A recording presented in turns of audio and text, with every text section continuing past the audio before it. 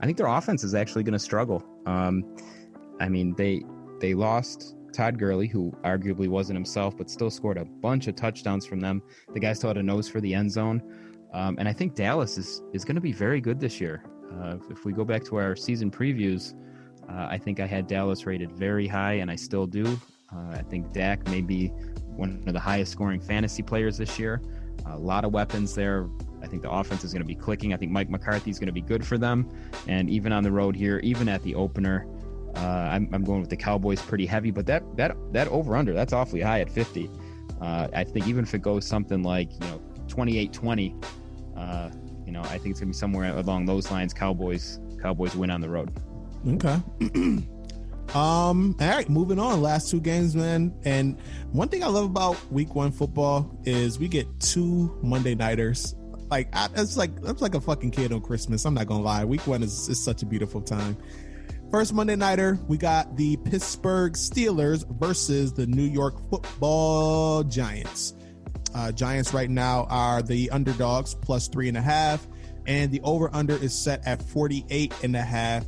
A lot of people are on the Pittsburgh hype train. I've been reading a lot of articles. I've been seeing a lot of people picking Pittsburgh to not only win the division, but also to represent the AFC in the Super Bowl.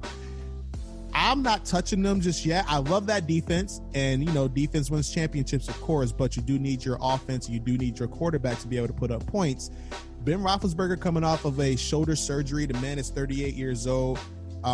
He found God or Christ this offseason, so good for him. He seems like he's got his head on his shoulders, like straightened out on his shoulders, so he seems like he's in a good place mentally, so I'm happy for him there.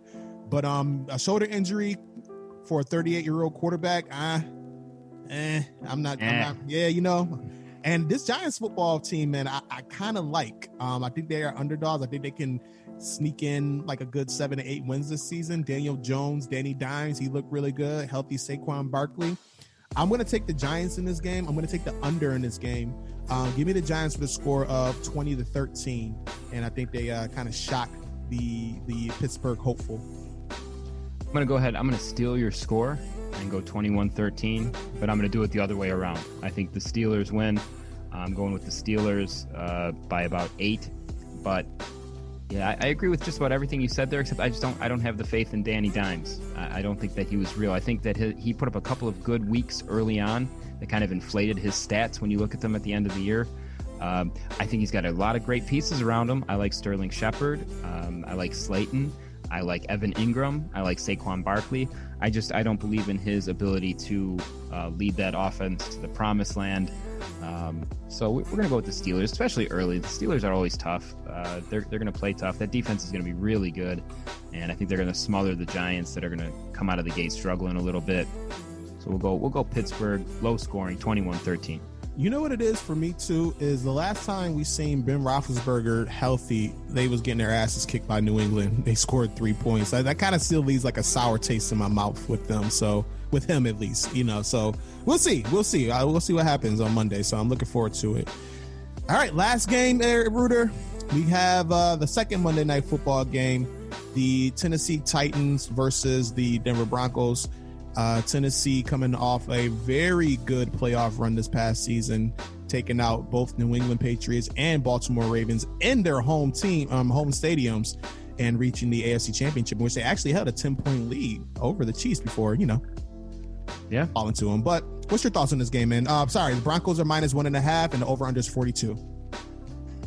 I'm interested to see if the Titans can capitalize off of their late season push last year. All the experts kind of seem to think that was kind of an aberration, that's not going to be real. And I've seen that. I've seen those flashes as a Dolphins fan of Tannehill kind of showing you those moments of brilliance, and then just those utterly ridiculous, what the hell were you thinking type moments.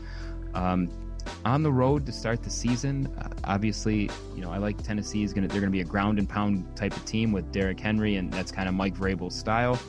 I like AJ Brown at receiver, but I think I'm going Denver here. Denver only giving away 1.5 at home, and I think that offense is going to be a lot of fun to watch. I think Drew Lock is a great young quarterback. I think he could be a star in this league if he's developed correctly there. They've got some great weapons with Cortland Sutton. They've got Jerry Jeudy, who I think can be really explosive. And then they've got a couple of good running backs there with Phillip Lindsay, and also they've got Melvin Gordon now. So I like Denver here just because I think they're going to be one of the most improved teams in all of football. That's going to be a borderline bubble playoff team for me. And I think Tennessee takes a step backwards just because if you watch those games last year, it took Tannehill playing at such a high level to get them through those games. And I'm sorry, just in my experience with this guy, as much as I like him, I just don't see him sustaining that. And I think he was playing with a lot of momentum, a lot of heart at the end of last year, but with a whole offseason to let that kind of dissipate, I think the Titans take a pretty good step backwards.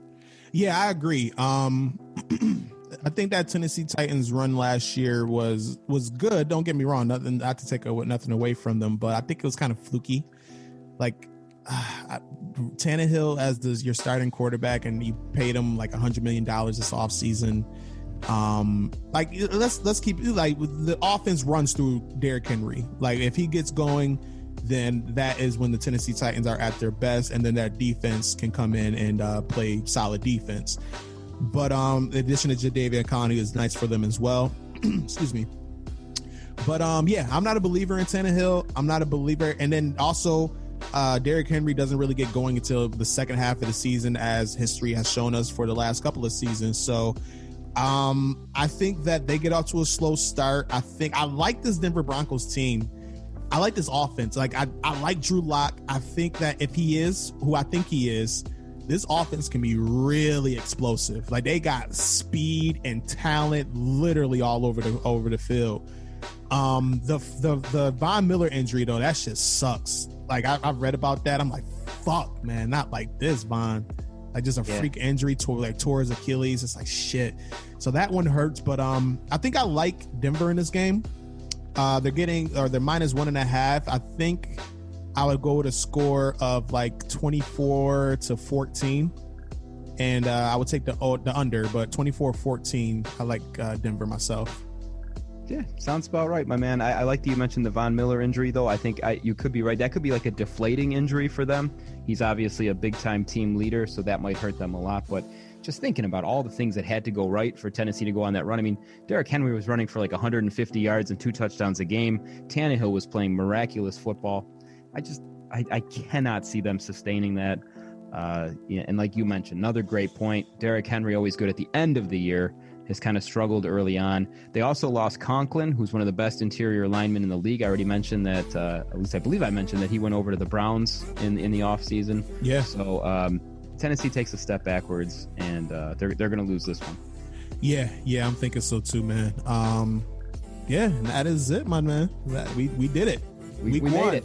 Week 1 in the books. I think we got to kind of do something like at the end of our picks, like a SYE Stone Cold lock. And I think you gave yours already, right? You picked the Dolphins. Yeah, mine is definitely Miami. As far as maybe we'll work after this one, because we're bringing this every week. There's no doubt about it. We're gonna see every Saturday. We're gonna have a release. It's gonna be the weekly games coming up. My lock this week, definitely the Miami game. Miami getting all those points. They're gonna win that thing outright, and has nothing to do with my fandom. Nothing to do with it at all. Nothing to do with it at all, I assure you. I think my lock is going to be it got to be Baltimore versus Cleveland. That got to be my lock. I picked a blowout. Yeah. Does this make anyone else nervous that we each picked our favorite team?